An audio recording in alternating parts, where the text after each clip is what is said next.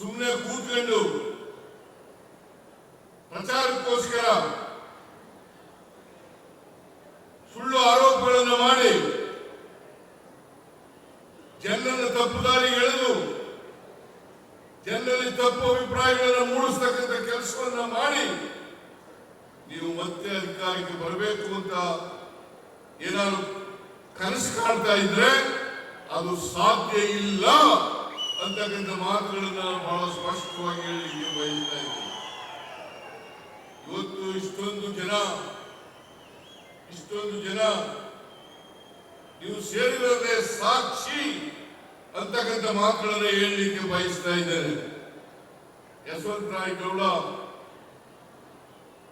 ಶಾಸಕರಾಗಿ ಅವರು ಯಾವಾಗಲೂ ನಮ್ಮನ್ನು ಭೇಟಿ ಮಾಡಿದಾಗ ಹೇಳ್ತಾರೆ, ನಮ್ಮ ಕ್ಷೇತ್ರದ ಅಭಿವೃದ್ಧಿ ಮಾಡಿಕೊಡಿ, ನನಗೆ ಯಾವುದೇ ಅಧಿಕಾರ ಬೇಡ, ನನಗೆ ನಮ್ಮ ಕ್ಷೇತ್ರದ ಅಭಿವೃದ್ಧಿ ಆದ್ರೆ, ನಮ್ಮ ಜನರ ಅಭಿವೃದ್ಧಿ ಆದ್ರೆ ನಾನು ಶಾಸಕರಾದಕ್ಕೆ ಸಾರ್ಥಕ ಆಗ್ತದೆ ಅಂತಕ್ಕಂಥ ಮಾತುಗಳನ್ನ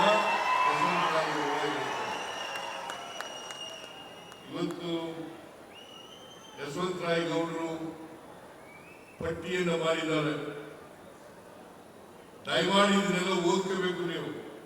ನಾನು ಅದಕ್ಕೆ ಯಶವಂತರಾಯ ಗೌಡರಿಗೆ ಹೇಳಿದೆ, ನಾನು ಇದನ್ನ ಪ್ರಚಾರ ಮಾಡಬೇಕು, ಅಷ್ಟೇ ಅಲ್ಲ ಅಡ್ವರ್ಟೈಸ್ಮೆಂಟ್ ಕೂಡ ಕೊಡಬೇಕು.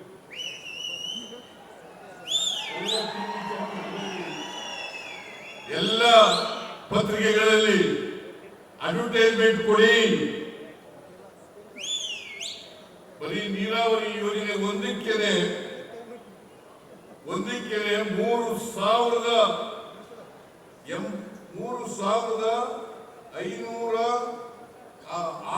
ಚಿಲ್ಲರೆ ಕೋಟಿಯನ್ನ ನಾವು ಖರ್ಚು ಮಾಡ್ತಾ ಇದ್ದೀವಿ. 3,600 ಚಿಲ್ಲರೆ ಕೋಟಿಯನ್ನ ನೀರಾವರಿಗೆ ಇಲ್ಲಿ ಖರ್ಚು ಮಾಡ್ತಾ ಇದ್ದೇವೆ. ಇದು ಅಭಿವೃದ್ಧಿ ಅಲ್ವಾ? ಬಿಜಾಪುರ ಈಗಿತ್ತ ನಾವು ಬರೋದು ಮುಂಚಿತವಾಗಿ ಇತ್ತೇನ್ರಿ? ಹೇಳಿ ನೀವೇ.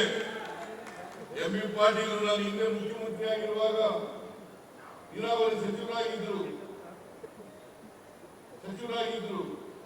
ಅವತ್ತು 70,000 ಅಷ್ಟೇ ನೀರಾವರಿ ಆಗಿದ್ದದ್ದು ಇಲ್ಲಿ ಬಿಜಾಪುರ ಜಿಲ್ಲೆಯಲ್ಲಿ.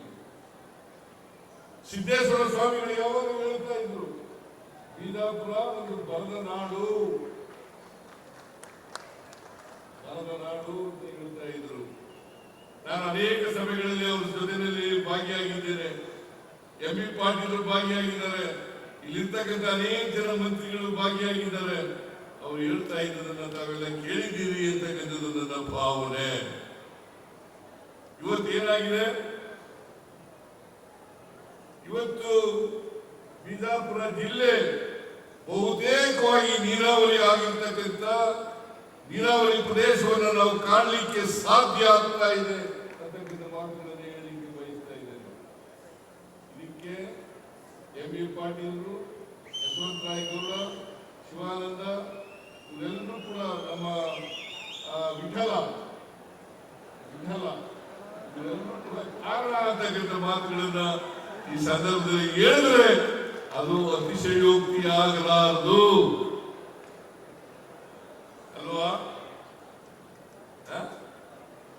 ಹೌದಲ್ವೇನ್ರಿ? ನಮ್ಮ ಹತ್ರ ನೀವು ಹೇಳಲೇ ಕೇಳ್ತೀನಿ ನಾನು. ಯಾಕಂದ್ರೆ ಪ್ರಜಾಪ್ರಭುತ್ವದಲ್ಲಿ ನಂಬಿಕೆ ಇಟ್ಕೊಂಡಿರ್ತಕ್ಕಂಥವ್ರು ನಾವು. ನೀವೇನ್ ಹೇಳ್ತೀರಿ ಹಂಗ ಆ ರೀತಿ ಮಾಡ್ತಕ್ಕಂಥವ್ರು. ಇವತ್ತು ಇನ್ನುಳಿದ ಅನೇಕ ಯೋಜನೆಗಳಿದ್ದಾವಲ್ಲ, ನೀರಾವರಿ ಯೋಜನೆಗಳು, ಎಲ್ಲ ಯೋಜನೆಗಳನ್ನು ಕೂಡ ನಾವು ಮುಂದುವರಿಸಿ ಅವುಗಳನ್ನು ಪೂರ್ಣಗೊಳಿಸತಕ್ಕಂಥ ಕೆಲಸವನ್ನ ಮಾಡ್ತೇವೆ. ಬಿಜಾಪುರ ಜಿಲ್ಲೆಯನ್ನ ಏನು ಬರಡು ಪ್ರದೇಶ ಅಂತ ಕರೀತಾ ಇದ್ರು, ಬರಗಾಲದಿಂದ ಕೂಡಿರ್ತಕ್ಕಂಥ ಪ್ರದೇಶ ಅಂತ ಕರೀತಾ ಇದ್ರು, ಆ ಪ್ರದೇಶವನ್ನ ಹಸಿರು ಎಲ್ಲ ಕಡೆ ಹಸಿರು ಕಾಣ್ತಕ್ಕಂಥ ರೀತಿಯಲ್ಲಿ ಮಾಡ್ತಕ್ಕಂಥ ಪ್ರಯತ್ನವನ್ನ ಮಾಡ್ತೇವೆ ಅಂತಕ್ಕಂಥ ಮಾತುಗಳನ್ನ ಈ ಸಂದರ್ಭದಲ್ಲಿ ಹೇಳಲಿಕ್ಕೆ ಬಯಸ್ತಾ ಇದ್ದೇನೆ.